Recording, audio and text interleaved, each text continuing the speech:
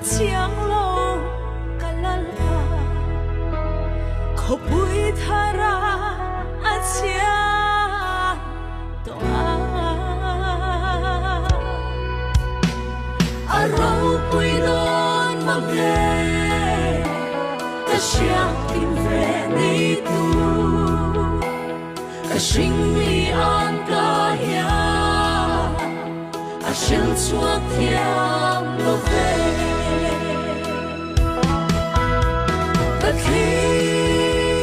the king bang lo ko pui thar khi lung du te lai tua len na khi su ta ka han bu a ka long na ti kim tu ka tan lu min mang ai tu chu